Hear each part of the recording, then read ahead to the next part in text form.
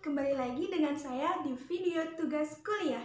Video kali ini, saya akan memberikan penjelasan mengenai rangkuman dari beberapa materi komunikasi bisnis. Di antaranya, pertama, dasar-dasar korespondensi bisnis dan penulisan rusum, lamaran, serta wawancara. Kedua, pembuatan laporan, proposal, dan presentasi bisnis, serta negosiasi.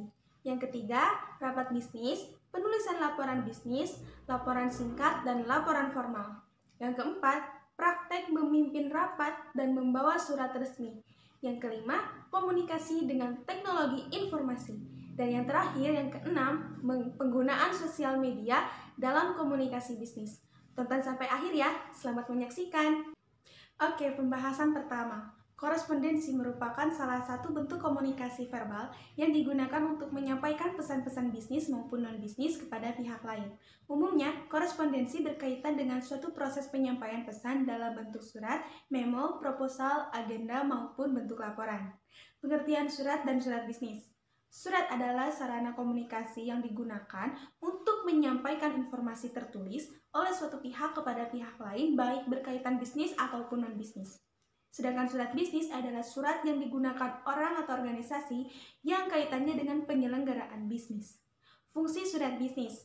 Pertama, surat sebagai wakil atau duta bagi pengirim surat. Kedua, alat untuk menyampaikan pemberitahuan, permintaan, atau permohonan buah pikiran atau gagasan yang berkaitan dengan masalah-masalah bisnis. Ketiga, alat bukti tertulis. Keempat, alat untuk mengingat. Kelima, buku sejarah. Keenam, pedoman kerja. Ketujuh, media promosi bagi pengirim surat. Pengelompokan surat. Pengelompokan surat terdiri dari pertama, pengelompokan surat menurut wujudnya. Ada surat bersampul, kartu pos, parkat pos, telegram atau telex, memorandum dan nota, surat tanda bukti. Yang kedua, pengelompokan surat menurut pemakaiannya. Ada surat pribadi, surat dinas, surat bisnis, surat sosial. Ketiga, pengelompokan surat menurut banyaknya jumlah sasaran yang dituju. Ada surat biasa, surat edaran, surat pengumuman. Kemudian yang keempat, pengelompokan surat menurut sifatnya. Ada surat biasa, surat konfidensial, surat rahasia. Yang kelima, pengelompokan surat menurut urgensi penyelesaiannya. Ada surat biasa, surat segera, dan surat kilat. Keenam, pengelompokan surat menurut isi dan maksudnya. Kemudian bagian surat dan bentuk surat. Secara umum, bagian surat baik untuk dinas ataupun bisnis mencakup beberapa komponen penting antara lain ada kepala surat atau kop surat, tanggal surat, nomor, lampiran dan perihal, alamat tujuan, salam pembuka, paragraf isi, paragraf penutup, salam penutup, tanda tangan, nama jelas penanda tangan, tembusan, inisial. Kemudian bahasa surat. Melalui penggunaan bahasa tulis yang dituangkan dalam sebuah surat, bagaimana alur pemikiran seseorang secara langsung dapat dipahami, termasuk sejauh mana respek pengirim surat kepada pihak lain. Untuk surat resmi, surat dinas, hendaknya menggunakan bahasa baku yang sesuai dengan ejaan. Kemudian format lipatan surat dan amplop. Ada beberapa bentuk lipatan surat yang lazim digunakan dalam dunia korespondensi bisnis. Antara lain, pertama, lipatan baku. Kedua, lipatan setengah baku. Ketiga, lipatan akordeon. Keempat, lipatan setengah akordeon. Kelima, lipatan tunggal. Keenam, lipatan ganda atau paralel. Ketujuh, lipatan model Prancis. Dan kedelapan, lipatan model baron. Kemudian aneka bentuk amplop. Amplop dapat dikelompokkan berdasarkan wujudnya, ukurannya, dan penggunaannya. Contoh-contoh surat bisnis, ada surat pemesanan, surat konfirmasi, surat pengaduan, surat permintaan informasi, surat penagihan, surat peringatan, surat perintah kerja, surat pengumuman, surat undangan RUPS, surat kuasa, dan surat perjanjian.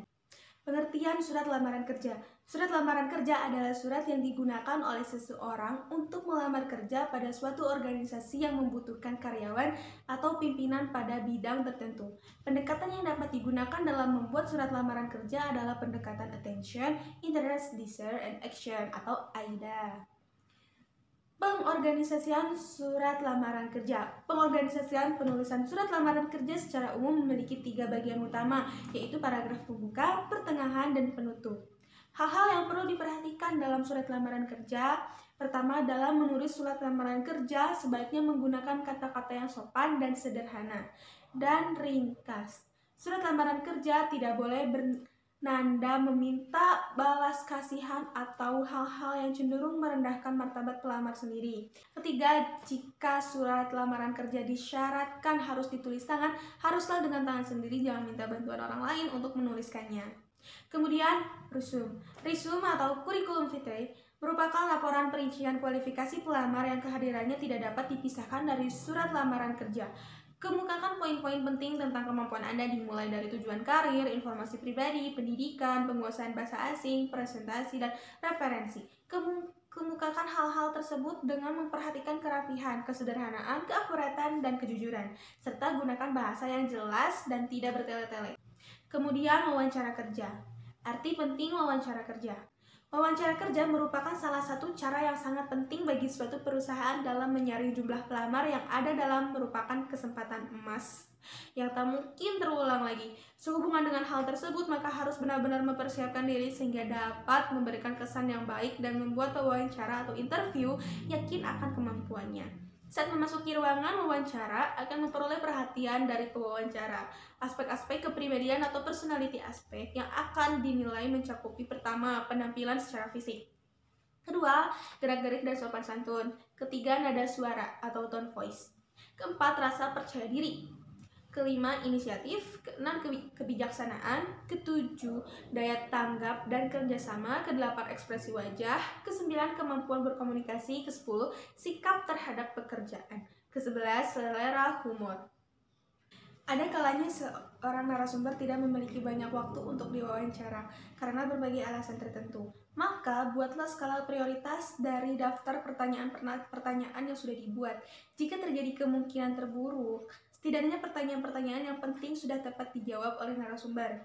Berikut ini merupakan hal-hal yang harus diperhatikan. Pertama, datanglah dengan tepat waktu. Kedua, bukalah sesi wawancara dengan cara yang tepat. Ketiga, pastikan kebenaran data yang telah dicatat. Keempat, antisipasi hal-hal yang tidak diinginkan. Dan kelima, akhiri wawancara dengan apresiasi yang baik. Oke, pembahasan kedua, laporan dan proposal bisnis. Menurut Hemstreet et al. 1983, laporan adalah pesan yang disampaikan secara sistematis dan objektif yang digunakan untuk menyampaikan informasi dari satu bagian organisasi kepada bagian lain atau lembaga lain untuk membantu pengambilan keputusan atau memecahkan persoalan. Jenis laporan.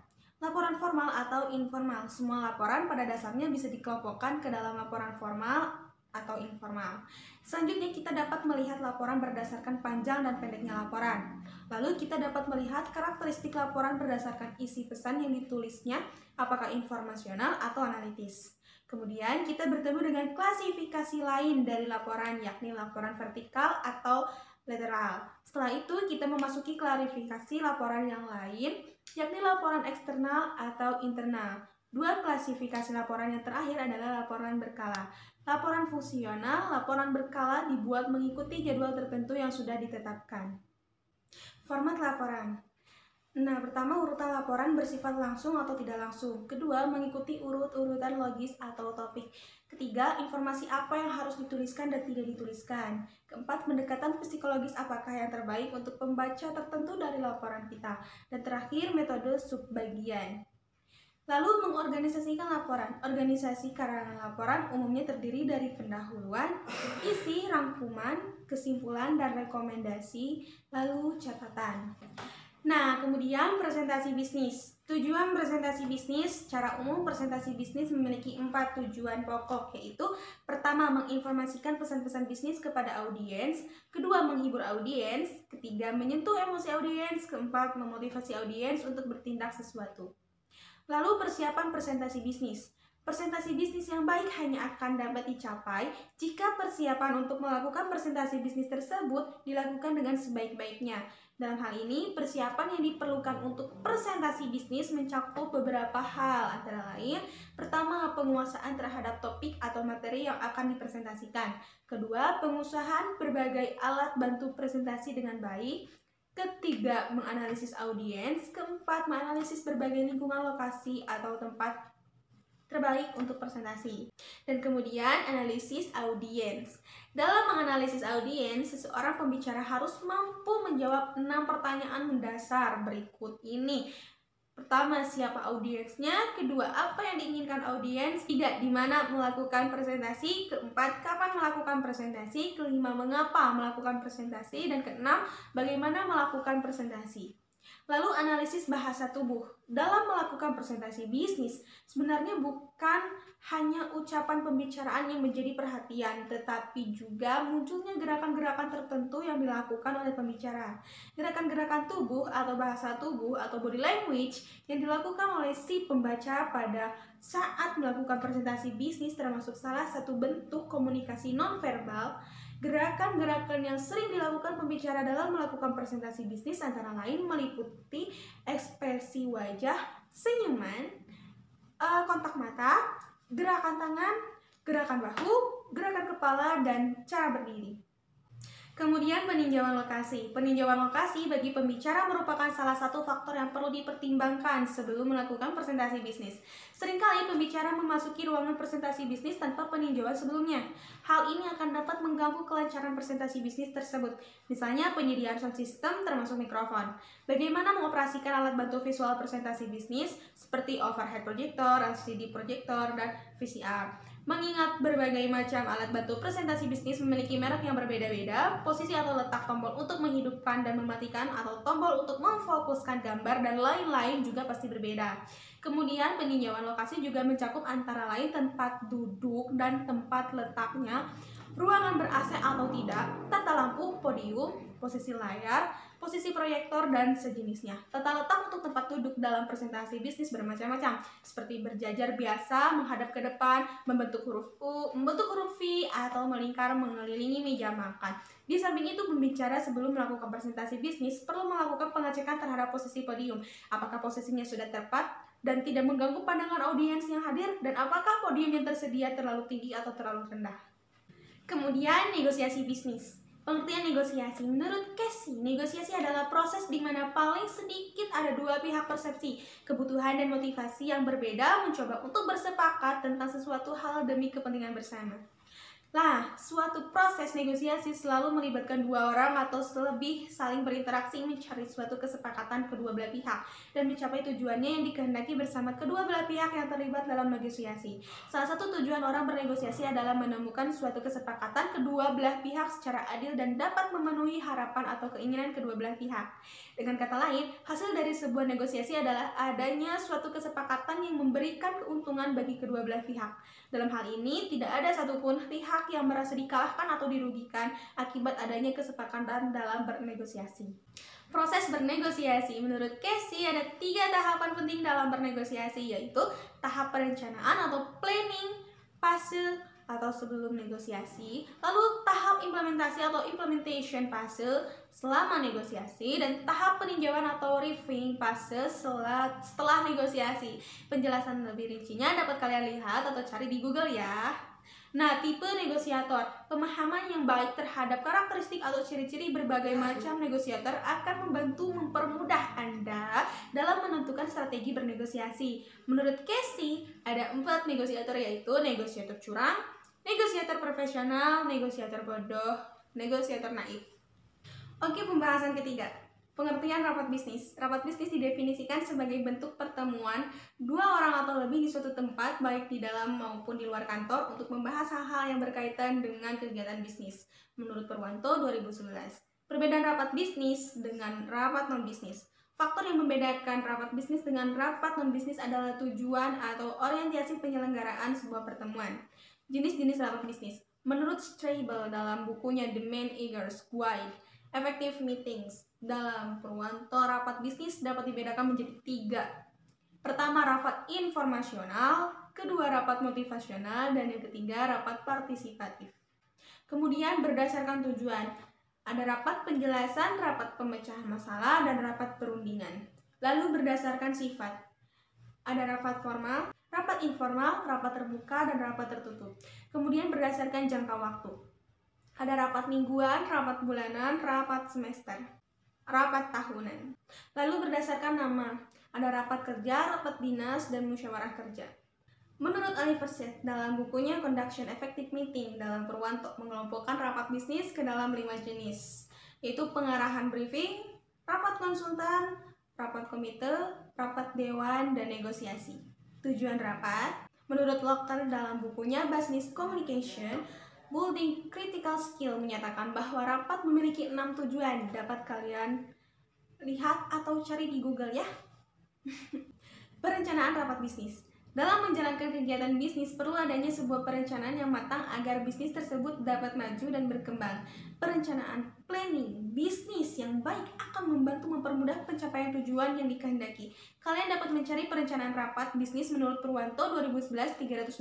Terdapat beberapa ciri tentang bagaimana mendesain sebuah agenda rapat yang baik, dan menurut Purwanto 2011-326 terdapat beberapa hal yang harus diperhatikan dengan khususnya yang bertugas sebagai panitia penyelenggaraan rapat. Kemudian pelaksanaan rapat bisnis. Efektivitas sebuah rapat bisnis sangat ditentukan oleh 3 komponen penting, yaitu kesiapan panitia penyelenggaraan dalam mempersiapkan segala sesuatunya, kesiapan narasumber dalam mempersiapkan materi yang akan disampaikan, dan kehadiran serta keaktifan peserta dalam mengikuti kegiatan rapat bisnis tersebut. Kemudian penulisan laporan bisnis. Pengertian laporan bisnis menurut Herta A. Moore P. dan Hebert W. H. Laporan bisnis adalah suatu laporan yang memiliki sifat netral, tidak memihak, memiliki tujuan yang jelas, dan berisi rencana penyajian fakta kepada seorang atau lebih untuk tujuan bisnis tertentu. Bagi suatu perusahaan, umumnya penulisan laporan bisnis digunakan untuk memenuhi berbagai keperluan, antara lain untuk memonitor dan mengendalikan operasional perusahaan, misalnya laporan operasional dan laporan kegiatan personal. Kedua, untuk membantu mengimplementasikan kebijakan-kebijakan dan prosedur-prosedur yang telah ditetapkan perusahaan, misalnya kebijakan penetapan posisi kerja. Ketiga, untuk memenuhi persyaratan-persyaratan hukum dan peraturan-peraturan yang berlaku bagi perusahaan, misalnya laporan pajak, laporan analisis dampak lingkungan, dan laporan ketenagakerjaan. Keempat, untuk mendokumentasikan prestasi kerja yang diperlukan baik untuk keperluan internal maupun eksternal, misalnya laporan perkembangan dan laporan akhir suatu kegiatan. Kelima, untuk menganalisis informasi dan memberikan bimbingan bagi pengambilan keputusan-keputusan atau isu-isu tertentu, misalnya laporan penelitian atau riset. Keenam, untuk memperoleh sumber pendanaan atau membuka bisnis baru, misalnya proposal penjualan. Kemudian penggolongan laporan bisnis. Pertama, menurut fungsinya. Suatu laporan dapat dibedakan atas dasar untuk memberi informasi atau untuk analisis. Kedua, menurut subjeknya. Suatu laporan dapat dibedakan menurut departemen mana laporan itu diperoleh. Ketiga, menurut formalitasnya. Suatu laporan dapat dibedakan dari segi formal atau non-formal. Keempat, menurut keasliannya. Suatu laporan dapat dibedakan atas dasar otoritas atau sukarela dan juga apakah berasal dari pabrik atau swasta. Kelima, menurut frekuensinya. Laporan dapat dibedakan atas dasar secara berkala atau khusus. Kemudian keenam, menurut jenisnya. Laporan dipengaruhi oleh formalitas dan panjangnya laporan. Jenis laporan dapat bersifat informal atau laporan singkat, maupun formal atau laporan panjang. Ketujuh, menurut kegiatan proyek. Dalam melaksanakan suatu proyek, terdapat 3 jenis laporan, yaitu laporan pendahuluan, laporan perkembangan, dan laporan akhir. Kedelapan, menurut pelaksanaan pertemuan laporan bisnis dapat dibedakan atas agenda, resolusi, notulen, laporan pertemuan. Kemudian penulisan laporan singkat. Karakteristik laporan singkat. Kebanyakan laporan singkat hanya mencakup materi pendukung yang relatif sedikit bagi pencapaian komunikasi yang efektif. Laporan singkat itu sendiri dapat berbentuk memo atau surat yang terdiri atas 1 atau 2 halaman. Secara umum, laporan singkat dalam dunia bisnis jarang dilengkapi dengan preliminary parts atau seperti lembar halaman judul, surat pengantar, daftar isi, dan rangkuman atau abstrak, karena hanya terdiri atas 1 atau 2 halaman saja. Oleh karena itu, laporan singkat lebih menekankan pada tubuh atau bodi suatu laporan yang mencakup pembuka, hasil temuan, bahasan, dan bagian penutup. Kemudian penulisan laporan formal. Laporan panjang sering disebut dengan laporan formal atau formal report. Secara umum, jumlah halaman laporan formal lebih banyak daripada jumlah halaman laporan singkat. Oleh karena itu, perencanaan dalam menyusun suatu laporan formal sangat penting. Dalam membuat perencanaan formal, banyak hal yang perlu dipertimbangkan, antara lain mendefinisikan masalah, membuat kerangka atau outline untuk melakukan analisis, menyusun rencana kerja, melakukan penelitian atau riset, dan menganalisis data. Oke, pembahasan keempat, praktek memimpin rapat. Pengertian rapat adalah sejumlah orang yang bertemu untuk melaksanakan bisnis. Rapat menurut Ken Davis 1988 adalah pertama untuk memperoleh partisipasi dan sambutan aktif, kedua sarana untuk memperoleh informasi dan menghasilkan umpan balik, ketiga memungkinkan untuk memberikan kontribusi secara pribadi dan menghasilkan perasaan persahabatan. Lebih dari 40% jam kerja pimpinan dan manajemen perusahaan dipergunakan untuk memimpin atau menghadiri rapat. Jumlah jam kerja para eksekutif dan staf yang terpakai untuk menghadiri rapat kerja setiap tahun cukup substansial. Walaupun demikian, tidak sedikit pimpinan dan para anggota manajemen yang belum menghiraukan upaya untuk menyelenggarakan rapat kerja seefektif mungkin sehingga menimbulkan banyaknya keluhan tentang aktivitas rapat-rapat di tempat kerjanya. Beberapa sebab tidak efektifnya rapat. 1. Kurang persiapan. Tujuan rapat tidak jelas sehingga pembicaraan rapat mengarah ke segala jurusan. Kedua, tidak direncanakan dengan baik.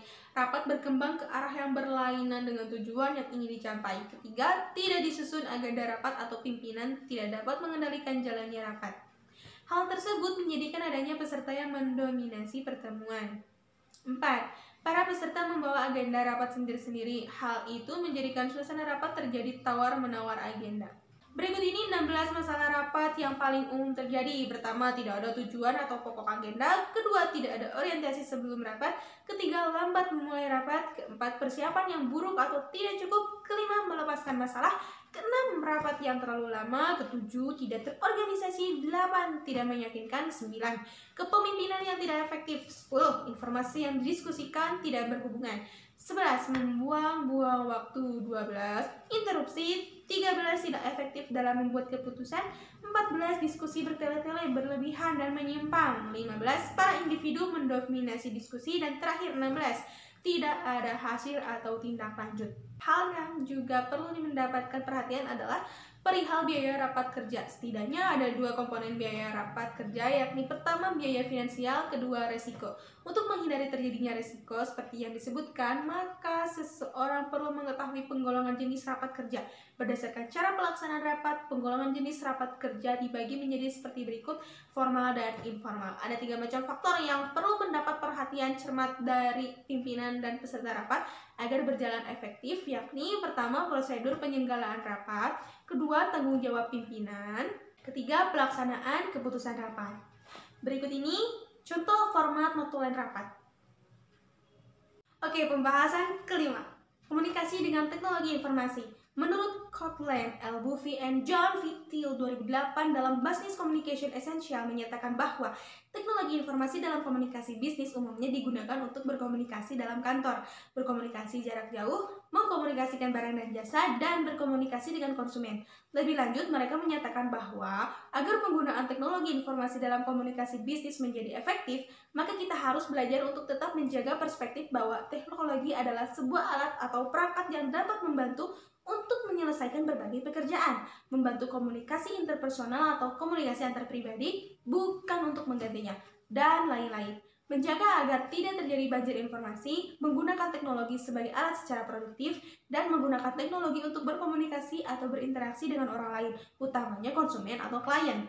Adapun penggunaan teknologi informasi dalam komunikasi bisnis selengkapnya ialah pertama, otomasi kantor, kedua, berbagi informasi dengan karyawan, ketiga, bertukar informasi, keempat, tetap terhubung dengan konsumen, kolega, dan penyuplai, kelima, menjalin kerjasama atau berkolaborasi, keenam, menciptakan dan mengembangkan produk dan jasa, ketujuh, menghemat biaya, kedelapan, memudahkan akses informasi dan komunikasi, kesembilan, berinteraksi dengan konsumen, 10, membangun dan memelihara hubungan antar produsen dan konsumen, 11, pemasaran, 12, pengelola inventaris, 13, manajemen data, 14, sistem informasi manajemen, 15, keuntungan kompetitif, 16, perbaikan proses, dan 17, menghemat waktu. Oke, pembahasan ke-6, penggunaan sosial media dalam komunikasi bisnis. Penggunaan medsos pada komunikasi bisnis adalah komunikasi bisnis yang dilakukan menggunakan berbagai media sosial atau aplikasi sosial seperti Facebook, Instagram, Twitter, dan aplikasi media sosial lainnya untuk menjalankan berbagai fungsi strategi komunikasi pemasaran.